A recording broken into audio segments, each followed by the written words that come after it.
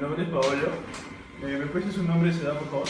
Juan Antonio Abanto Rodríguez, 57 años, soy coordinador regional del CONADIS, Consejo Nacional para la Integración de las Personas con Discapacidad de la Libertad. Muy bien.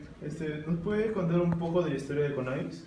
Claro, el CONADIS es un organismo público del Ministerio de la Mujer y Poblaciones Vulnerables encargado de elaborar políticas públicas en favor de las personas con discapacidad para tratar de incluirlos en los ámbitos familiar, social, laboral, educativo y en todos los programas sociales que tienen estado de efecto de que ellos puedan tener una participación plena y efectiva en la sociedad.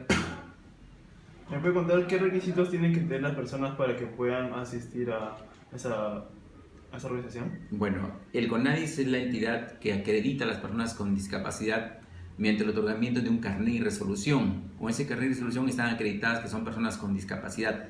Para obtener estos documentos ellos tienen que traer un certificado de discapacidad, o sea, un certificado médico. Estos certificados de discapacidad son otorgados por entidades hospitalarias acreditadas que pertenecen tanto al MINSA como a Salud. Por parte del MINSA acá en Trujillo son el Hospital Regional, Belén y La Noria, y por parte de Salud es la SARTE y el Hospital Virgen de la Puerta de Alta Complejidad de la Esperanza. Disculpe, y aquí admiten cualquier tipo de discapacidad, ya sea física, mental. Según nuestra ley, establece que las personas con discapacidad que se acreditan son aquellos que tienen una deficiencia física, que puede ser limitación de miembros inferiores o superiores, discapacidad visual, una persona ciega o de baja visión, discapacidad auditiva, personas que tienen problemas para escuchar o para comunicarse, personas con discapacidad intelectual, que son las personas que tienen retardo mental, síndrome de Down, y la otra discapacidad es la mental, que son las personas que tienen esquizofrenia, neurosis. Esos son los tipos de discapacidad que reconoce nuestra ley. ¿Usted cree que la discapacidad es dificultad para trabajar en la organización? La discapacidad no es una dificultad para poder trabajar. Lo que pasa es lo que impide que las personas con discapacidad podamos sea estudiar, trabajar, acceder a cualquier servicio, es por la existencia de barreras, por la existencia de barreras físicas que impiden el fácil desplazamiento de las personas con discapacidad. Y bueno, cuando hablamos de barreras, también aparte de las físicas, de las infraestructuras, también la falta de acceso a los medios de transporte, a los servicios, a la información. Estas dificultades, y aparte lo más grave, son las barreras de actitud, las barreras que segregan, que excluyen, los prejuicios que existen en la sociedad, que las personas con discapacidad no pueden interactuar en la sociedad. Estas dos principales situaciones son las que conllevan que una persona con discapacidad no puede acceder a ningún tipo de acceso a educación, a salud, a trabajo, ¿no? O hacer cualquier actividad cotidiana como cualquier otro miembro de la sociedad. Las barreras físicas y de actitud. Te digo, aparte de CONADIS, ¿hay otra entidad que ayuda a esas personas? Claro, en nuestra Ley General de Personas con Discapacidad, la 29973, que es la Ley General de Personas con Discapacidad, establece todo un marco legal de protección, de promoción y realización de los derechos de las personas con discapacidad. Y en esta ley también se establecen y comprometen la participación de instituciones para ayudar en el tema a las personas con discapacidad. Compromete a los gobiernos regionales, el gobierno central primero a través del CONADIS, a los gobiernos regionales exigen que deben tener una oficina de protección y atención a las personas con discapacidad que se llama OREDIS.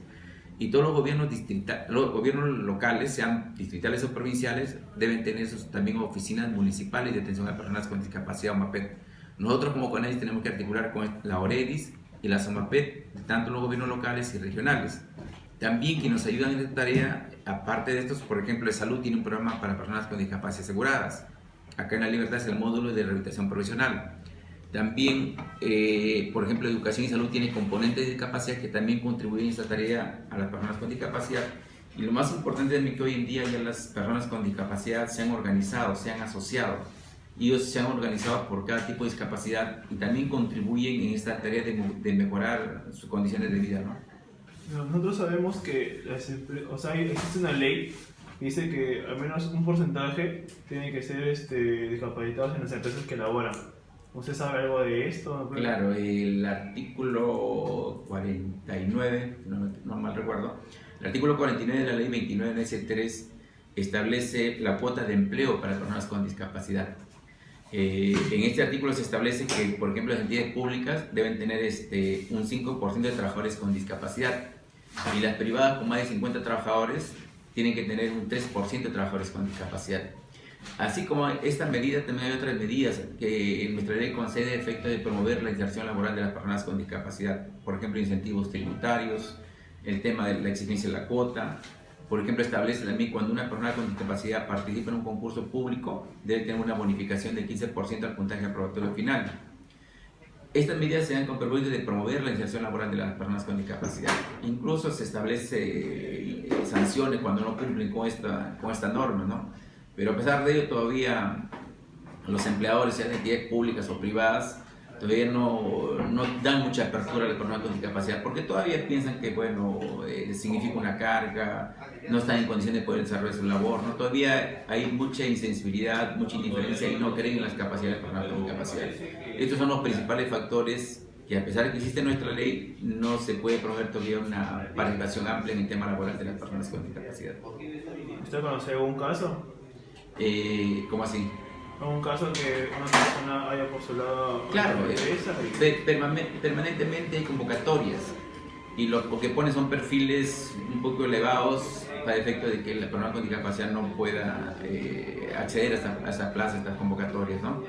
Lo que implica también es que las entidades tienen que hacer ajustes razonables, se llama hoy en día. Ajustes razonables significa que hagan adaptaciones y adecuaciones, por ejemplo, en el tema de accesibilidad, o por ejemplo, si es una persona con discapacidad visual, proveer que su computadora tenga un programa lector de pantalla que ayude a que la persona con discapacidad pueda utilizarla. Si es una persona en silla de ruedas, que sea accesible todo su entorno para poder llegar.